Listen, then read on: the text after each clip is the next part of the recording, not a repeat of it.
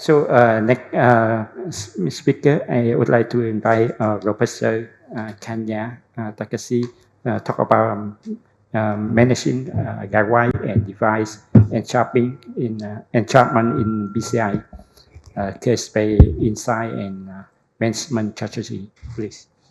Thank you very much, Chairman. I'm going to share just two cases. One is Guidewire entrapment, and one is a device entrapment. Both cases, I said, are an uncommon case, so 10 minutes is not enough actually, but I'm going to share this one. Can I see my slides?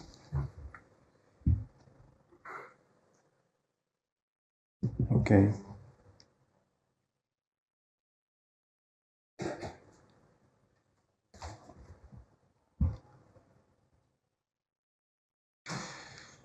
Okay, so the first case, Guidewire entrapment. Okay, this is a angiogram, LAD and diagonal branch. Could you move the video continuously?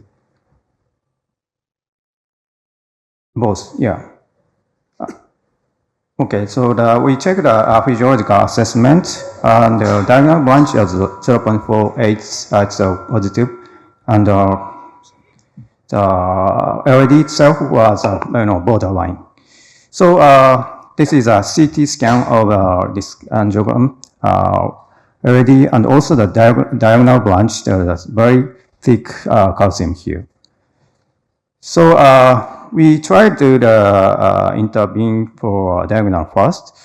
However, the IVAS couldn't cross 1.5 barren, 1.0 barren, and then the microcatheter, toners, everything didn't cross. So we used a guide extension catheter, but also didn't cross. So I gave up to treat the diagonal branch and decided to fix LAD. However, here, my guide wire was entrapped in the diagonal branch. That's just a lesion here. So this is a flowchart of guide wire entrapment or fracture from CVIT.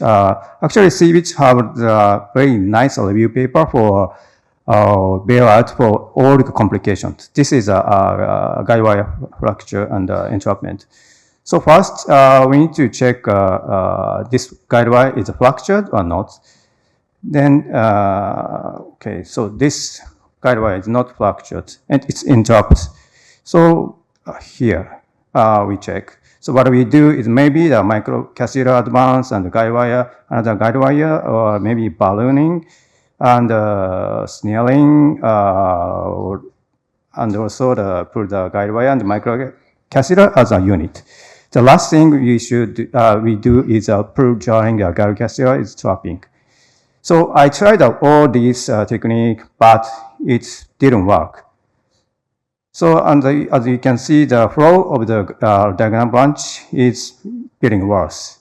So the final thing, which you shouldn't do this, but I pulled the guide wire out with all my strength, and finally it's worked. I mean, could you moving the white? Excuse me. Could move the right side? It's a movie. Yes, please, thank you. So, like this one. So, after this, what happened here is ST elevation. See? And this is an angiogram. Could you move this one? Yeah, and the LAD was all gone like this. So, I quickly rewiring this LAD and try to check the situation. But IVAS couldn't cross the mid-LAD. And I was not sure my guide wire is in true lumen or not, because the IVAS didn't cross here. So I closed the second wire, but I felt it looks like in true lumen. So I opened up this artery using a 1.5 balloon. Then could you moving the right side? I think, yeah, that's right side, yeah. And we see the some flow here. And as you can see, you see the diagonal branch. It looks different. Could you just keep moving?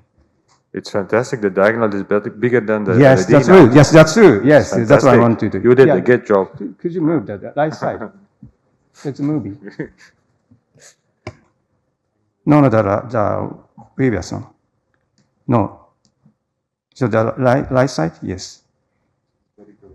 Could you move this one? Yeah. Yes, that's it. The right side. No. Okay. So I put a stand for this LED. And this is the tip of the Guidewire. It looks okay. Then after standing, I did after proper understanding, I did IBUS here. So could you move the video, please? Yes, the right side after proper, the left side post standing. If you see the left side proper, you can see something that 7 o'clock here. So next one is here. You see something. So here is something here. So some people think this finding is, maybe a sub-intimal space, but this is actually a remnant of end-affected tissue from diagonal branch.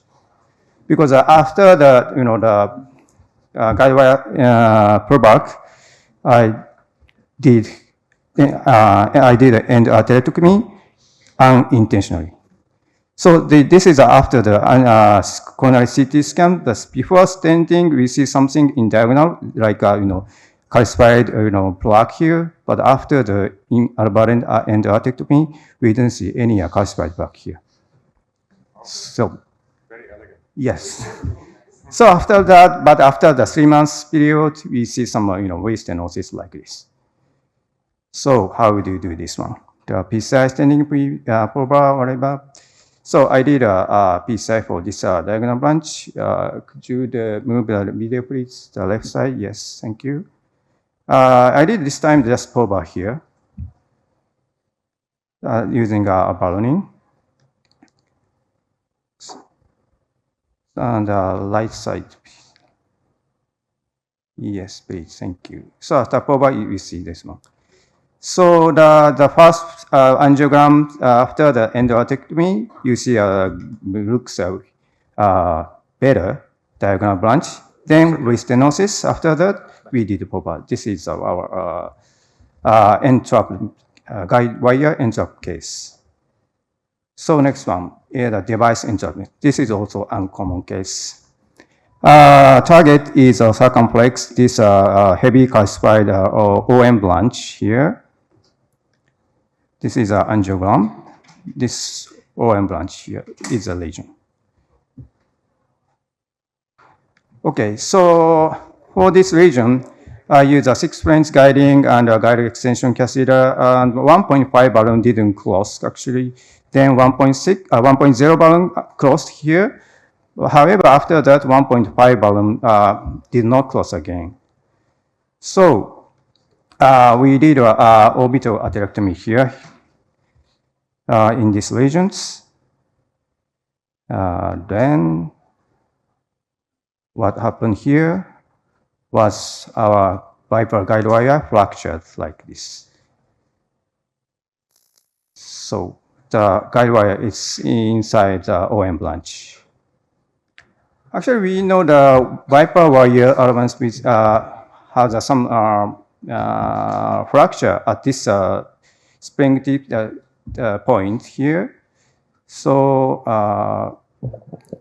could you move this? Could you move this movie, please? The left, the right, small one. Yeah, yes, that's it. Yes, yeah.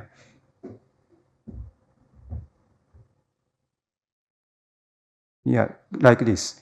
So you should know that always if the bipolar wire tip is fractured, always this portion. So we know this one. Then again, the flowchart of guide wire entropy. So this time is a fracture. So fracture, but first thing we have to do is actually check IBUS to confirm a fracture status. That's where is unlabeled coil and where is a fragmented core. So to see these two things, we need an IVUS. So what we do is IVUS first. However, IVUS didn't close this region because this is a very, very tight, severe calcified regions. So now this session is Guidewire entrapment sessions. So what we do is first we did multiple Guidewire techniques. It looks some help, but it failed, unfortunately. Then maybe the knuckle twister techniques are another choice. Maybe this is sometimes useful, but it was failed. Then I use a gooseneck snare here. Gooseneck snare is like this one, but actually what happened here was goosenecks didn't work, failed. Then after that, what happened is my snare was trapped here, the disk. So now the device entrapment session now. So actually the snare entrapment is very, very rare case. So no textbook, no support. So we tried everything. Okay, what we do is we tried another snare, which is a 1.018-inch compatible snare kit. Okay, it didn't work, and we use a 0.018-inch compatible. This is a peripheral balloon, and actually this didn't work. And another microcatheter for peripheral devices also failed. So all the failed. Did you try to balloon with something to loosen it, or I don't know? No idea. Never see this. Yeah, so I think so. So I did everything. So the last try, what I did was very simple one. So using just the workhorse wire, run-through wire, try to change the position of the interrupt snare using just a workhorse wire. But however, fortunately, this works and successfully removed this interrupt snare. Then now back to Guidewire entrapment again. So all the try was failed, and almost my snare was entrapped. Then the last one is here. If your fractured wire was still in coronary and in distally, you can just stand it. So the last one I did was stand it here. So this is the final. So both cases are very rare cases, but we sometimes see this Guidewire entrapment and device entrapment. So this is a summary. This is a summary of a CBIT publication. So if we see the complication, first you have to do the status check and initial rapid response, and at the same time we have to check the hemodynamics and the critical ischemia patient have, or cerebral blood flow, something like that. And also at the same time we need to call the staff. The doctors, surgeons, or nurse, as many as possible. Then somebody has some different idea. So now, if the patient is stable, we just follow the complication flow charts. You can check this CBIT's website. It's free, download it. So it's a flow chart. So you put this flow chart on the cath lab and check and follow this. And sometimes it didn't work. The final step is surgical treatment, but before calling surgeons, we tried everything, and sometimes it works. Thank you very much for your attention.